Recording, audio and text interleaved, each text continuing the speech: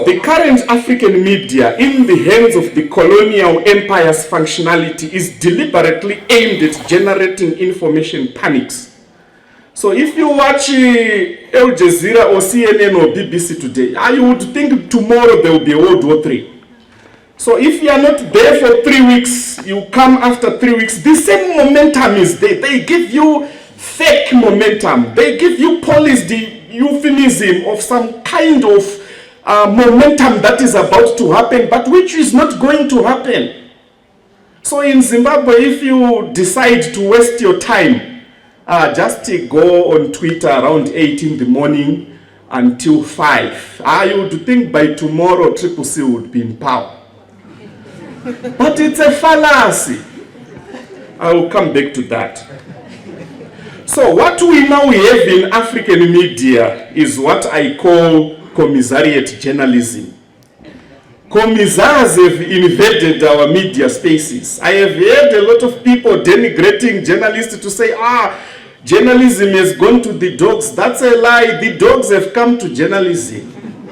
It's actually the dogs that have invaded the noble, brilliant, precious profession of journalism. Why? Because politicians have invaded the media space and they are there, the commissariat. They are not even journalists, but they hide under journalistic work. These people are commissars.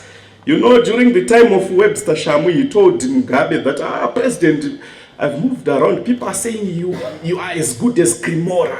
You know, that's what commissars do. They eulogize. So we cannot have eulogies that are masquerading as journalism. That's what we have in newspapers, television. It's all about eulogies. President this, president that, Mainaka president, Muchanaka president, Munonaka president, Makanaka president. What kind of news is that? So it's... Commissars defy all odds and conventional approaches to journalism, but at the heart of all this, we can still locate this to the issues of global colonial continuities. So I move on quickly to the genealogy of media phobias in Africa. Where do we locate the genealogy of media phobias? Because our conference speaks about media phobias. So where do we start to search them if we are to navigate? We search them in the inherited colonial state, the authoritarian insanity and the politics of cruelty that now prevail in Africa. So the first argument, according to my framing of the genealogy of media phobias, is that the African state is pretty much still a colonial state. If we understand the African state as a colonial state, we will not have problems understanding the behavior of politicians, why they treat other human beings, other citizens. Why? Because African independence are juridical independence. We were given flags, national anthems, black administrators, and we were told, that's independence. Africa was supposed to claim decolonization as opposed to independence. Because independence gave us colonial clerks who are masquerading as leaders. Those are colonial clerks. Because if you are a political leader, you will have love for your own people, love for your own natural resources. So the similar way in Zimbabwe, Cecil John Rhodes, by virtue of being a colonial agent, looted gold in 1890. Gold is still looted because the African state is still colonial.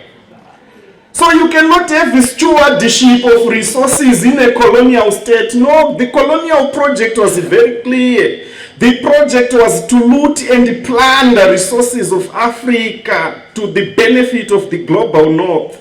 So it is not going to happen that we benefit from gold, from lithium, from diamonds. Why? Because the African state is still colonial.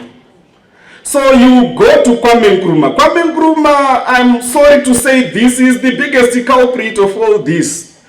Because Nkrumah said, seek ye the political kingdom. But the political kingdom has got problems because we will think it is the end in itself.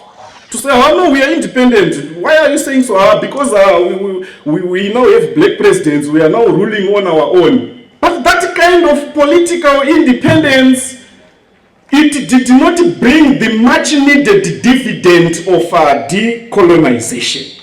So you would find that even Nkrumah himself, at the zenith of Kwame Nkrumah's power, Ghana had more political prisoners than in apartheid South Africa.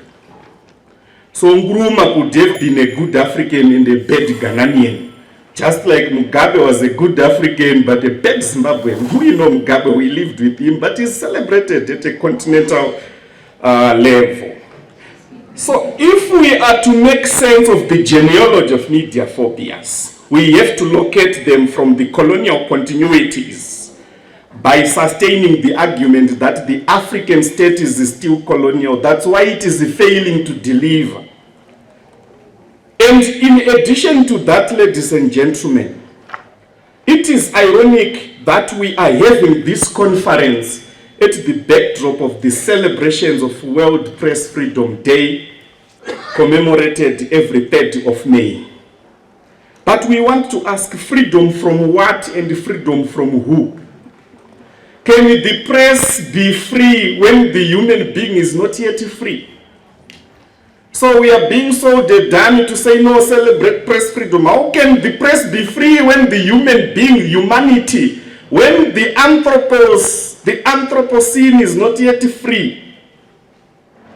So we are not yet at a position of celebrating other freedoms, because our right to be free as human beings, first of all, and secondly, as the black color has been denied. Our ontological skin density of being black is regarded as a crime scene. So if you're a black person and you're wearing a hood in America, you're a suspected terrorist. If you're a white person and you're wearing a hood, you're protecting yourself from cold, you're keeping yourself warm. So there is a hierarchicalization of humanity based on ontological density of the skin color. So there is no way the Anthropocene, the Anthropos, who is still battling with the idea of being a human being, can then celebrate other freedoms such as press freedom. So the press cannot be free in an environment where the human is not free. How do we expect our media to be better when the media practitioners are in chains? How do we expect the press to be free when there is no fundamental freedoms for the human being who is supposed to enjoy the media products? So under the current realities in Africa in general and Zimbabwe in particular, we are all choking under what I call totalitarian insanity, which is coupled with politics of cruelty. Politics in Africa in general and Zimbabwe in particular has gone to another level. It's now politics of cruelty. It's no longer just a contest or disadvantaging your opponent, but there is some element of cruelness in the kind of politics that we are grappling with, and we have to say it. So there is no typical phobia that surpasses chaining someone in leg irons, ironically in a free country. Of course, okay, you are charged of an offense, but why chain someone in leg irons? You know what leg irons are? These are colonial symbols, colonial remnants of the slave trade. So we still believe in using slave trade tools of oppression to demonstrate how free or how independent we are.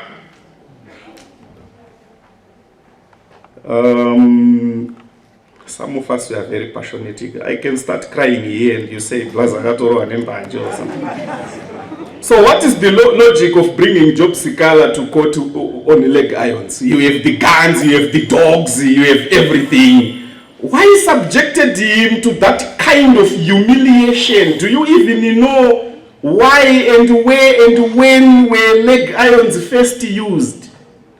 We don't know, and we don't bother to know because the state is still a colonial state.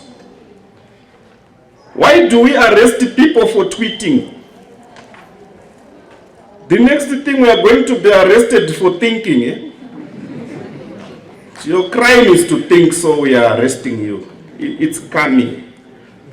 Because anything can happen in Zimbabwe. So if we are to locate any form of phobia, we must locate the structure of the African state, which has remained colonial, which has reproduced the colonial clerks, masquerading as leaders, and by default a colonial media, which has a low opinion on the black color. So the black skin, as I have already alluded to, is a crime scheme, such that even amongst ourselves, we have a low opinion on the black color. We have a low opinion on each other. So what are the pitfalls of media phobia?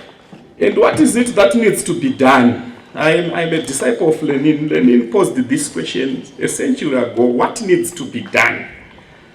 So the biggest culprit is not the journalist. The journalist is okay. The biggest culprit is not the media. Because the media is these microphones, platforms, cameras, they don't have a problem. These are tools. So who is the culprit? We have to bail the cat in this room. The culprit is the politician who is sitting in some ivory tower, enjoying the trinkets and junkets of power. So in Zimbabwe, for example, our president, Comrade Emerson Mnangagwa, he characterizes the right to demonstrate as making noise. So you hear him on a microphone saying, stop making noise in the streets, make money. So what may start as political banter will inevitably and inherently becomes media phobia. So you are protesting, it's noise. You don't have a right to protest a grievance. You are making noise. How can a protest be noise? Imagine your father, your child tells you, Mom, there's no bread. Then you tell you, stop making noise. So in other respects, he characterizes the opposition as dogs who barks to an undeterred elephant.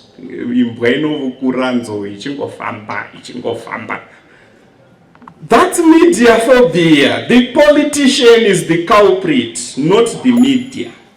So we need to correct that, because if not watched, what may start as political banter ends in jeopardy as some form of phobias with potential of yet other undesired scenarios such as violence, genocide, civil strife, yet and enmity amongst the citizens.